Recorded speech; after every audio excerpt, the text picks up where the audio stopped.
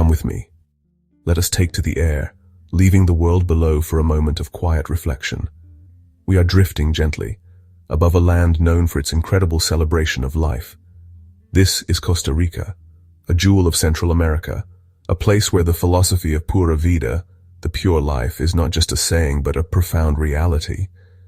It is a promise whispered on the wind and painted across the landscape in every shade of green imaginable. Our destination is the nation's vibrant heart, a city nestled within a cradle of mountains. From this peaceful vantage point, we will see it as few ever do. We ascend softly, like a feather caught in a warm tropical updraft.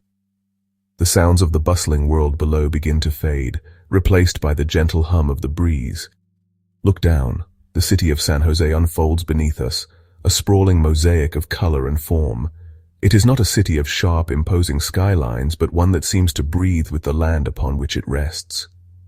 Here in the Central Valley, surrounded by the silent guardianship of volcanoes and emerald hills, humanity has carved out a home that feels both dynamic and deeply connected to the earth. As we hang suspended in the morning sky, we observe the city in its first moments of consciousness.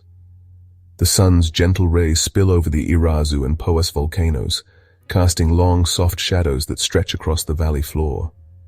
San Jose is not a city that jolts awake. Rather, it unfurls slowly, gracefully, like a tropical flower opening its petals to the dawn. From our lofty viewpoint, the first signs of life are subtle. A lone car glides along the Paseo Colón, its headlights still glowing faintly in the nascent light. The layout of San Jose reveals itself as a fascinating grid, a human design laid upon a naturally sculpted landscape. The avenues, or avenidas, run from east to west, while the streets, or calles, run from north to south, creating a comprehensible pattern that is surprisingly organic from above. This orderly design is softened by the profusion of trees that line the streets. From this height, the city's palette is a wonderful mix of earthy tones and vibrant splashes of color. Terracotta-tiled roofs glow with a warm, reddish hue, interspersed with the flat, modern tops of newer buildings, painted in shades of white, blue, and yellow. The gentle climate of the Central Valley plays a crucial role in the city's character. Known as the City of Eternal Spring, San Jose enjoys mild temperatures year-round, a gift from its tropical location and high altitude. Let us now lift our gaze from the city's heart and look toward its magnificent guardians. San Jose rests within the Central Valley, or Valle Central, a vast, fertile plateau that is cradled by some of Costa Rica's most formidable mountains and volcanoes. To the north, the silhouettes of the Poas and Bava volcanoes stand as silent sentinels, their slopes cloaked in dense, dark green rainforest. To the east, the mighty Irazu volcano, the country's tallest, often has its peak shrouded in a mysterious veil of clouds. These are not just geological features. They are living parts of the landscape, shaping the weather, providing fertile soil, and instilling a sense of grandeur that permeates the entire region. From our aerial perspective, the transition from the urban center to the wild, untamed nature that surrounds it is breathtakingly swift. One moment we are floating above a neat grid of streets and rooftops, and the next, we are looking down upon a seemingly endless carpet of green. Coffee plantations climb the lower slopes of the mountains in orderly, terraced rows, their leaves a vibrant, glossy green. The mountains do more than just frame the city. They are intrinsically linked to its existence. They are the source of the rivers that flow through the valley, providing fresh water for its inhabitants. The rich volcanic soil they have created over millennia is what makes this region so fertile. As we drift on the wind, we can see the deep ravines and canyons carved by these rivers, dramatic gashes in the landscape that reveal the raw power of nature. Look closely at the slopes that rise directly from the city's edges. Here, smaller towns and communities cling to the hillsides. Let us descend a little, moving closer to the heart of the city, to observe the rich tapestry of its architecture. From this slightly lower altitude, the rooftops of San Jose tell a story of time, culture, and transformation. The warm, red-orange glow of countless clay tiles dominates the view, a legacy of Spanish colonial influence. These rooftops, with their gentle, sloping angles, cover everything from humble homes to grand historic buildings, creating a sense of visual harmony and continuity. Look there in the heart of the city. That magnificent cream-colored building with the elegant European-style architecture is the National Theatre of Costa Rica, Teatro Nacional. Nearby, we can distinguish the unique, bright yellow form of the Metropolitan Cathedral, its twin bell towers reaching towards us. These landmarks are not just buildings, they are reference points, centers of gravity around which the life of the city revolves. As we glide over areas like Barrio Amon and Barrio Escalante, we see a different pattern emerge. Here, the rooftops belong to historic coffee baron mansions, beautiful wooden homes with intricate fretwork, wide verandas, and lush, hidden gardens.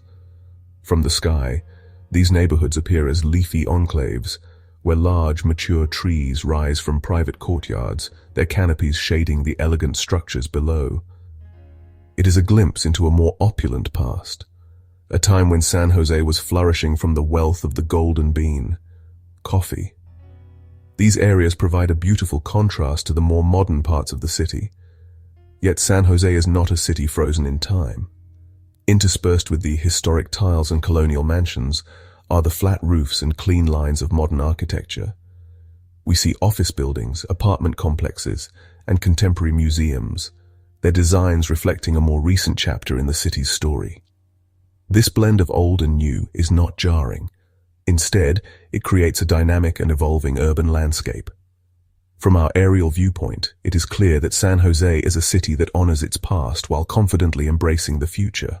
Now let our gaze be drawn to the vibrant patches of green that are woven directly into the city's fabric. These are the parks and plazas, the vital breathing spaces of San Jose. From the sky, they appear as lush green clearings in the urban forest, oases of tranquility amidst the motion of city life. The largest of these is La Sabana Metropolitan Park, a vast expanse that was once the city's main airport. Today, it is a magnificent green lung for the capital. We see its sprawling lawns, its glistening lake, and the clusters of trees that provide shade and shelter. It is a place for recreation, for community, and for quiet contemplation. Every great city has its central square, its communal heart, and in San Jose, this is the Plaza de la Cultura. As we float above it, we can see it is more than just an open space. It is a stage for public life. Even from this height, we can perceive the patterns of human movement, people crossing the square, gathering on benches, or descending into the subterranean museums that lie beneath its surface. Let us drift over to another significant green space, the Parque Nacional, or National Park. This park is not just a place of natural beauty, it is also a place of national memory, home to the striking National Monument, which commemorates the victory over American filibuster William Walker. From the air, the park's formal design is clear, with its intersecting pathways, carefully tended flower beds, and tall, shady trees.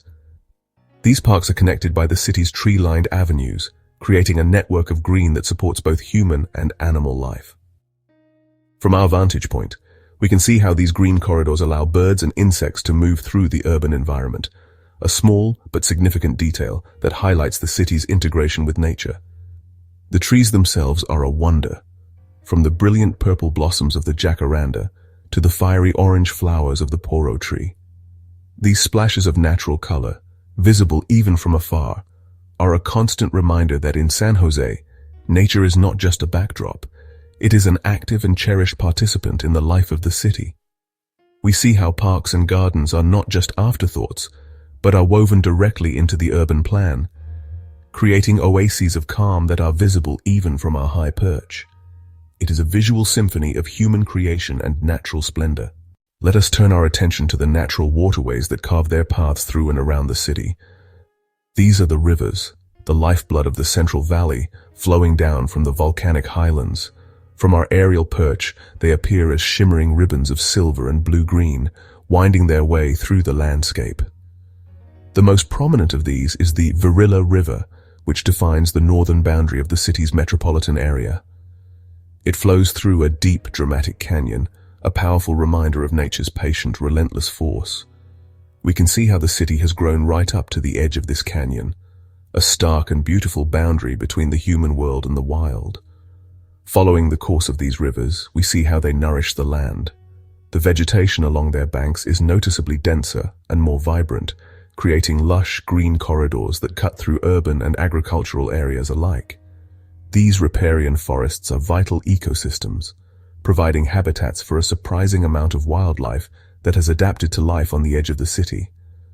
From above, these riverine pathways look like nature's own highways, connecting the mountain forest to the valley floor.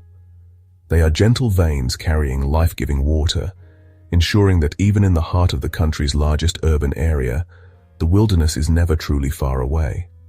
The rivers also tell a story of human ingenuity and our relationship with natural resources.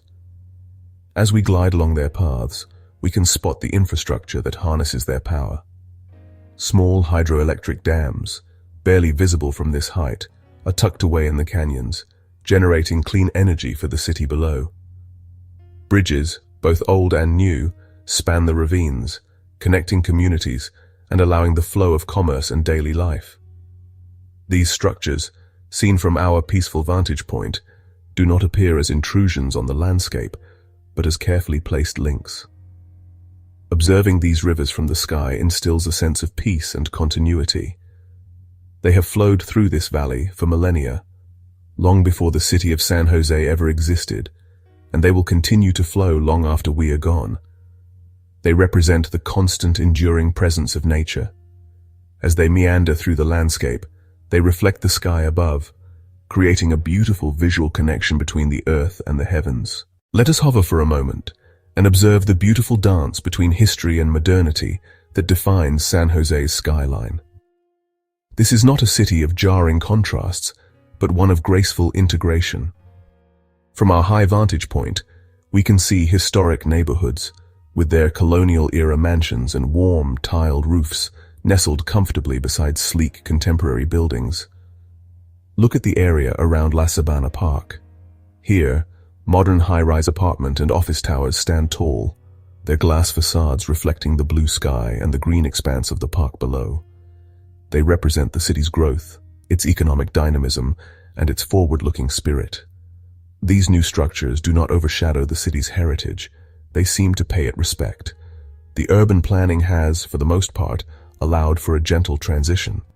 The tallest buildings are concentrated in specific zones, preventing them from overwhelming the character of the historic city center.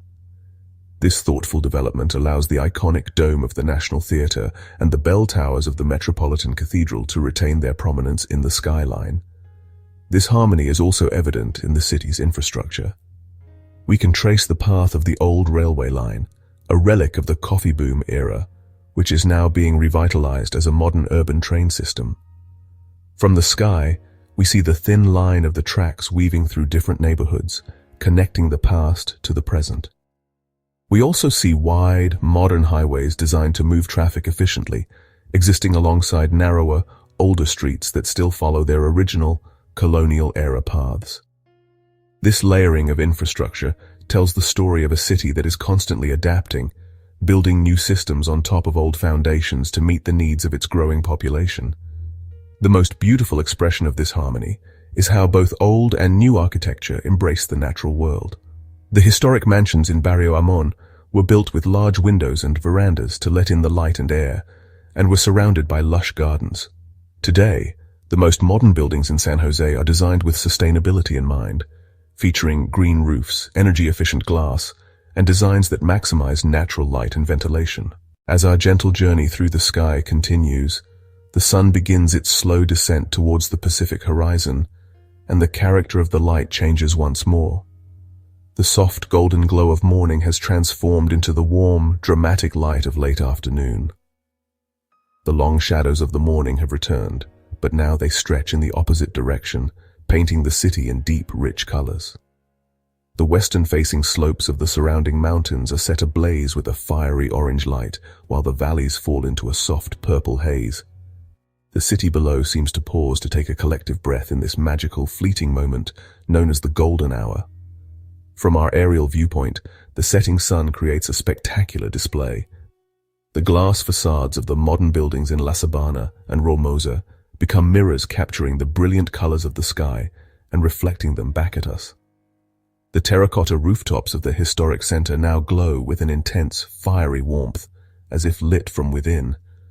The entire city seems to be bathed in a serene and almost sacred light. The parks and green spaces take on a deeper, more mysterious shade of green, their tranquility enhanced by the approaching dusk.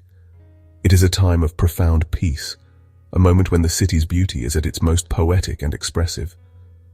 As the sun finally dips below the horizon, a new kind of light begins to emerge. One by one, then in a great wave, the city lights begin to twinkle on. First, the streetlights cast their steady amber glow, tracing the grid of avenues and streets in a brilliant network of light.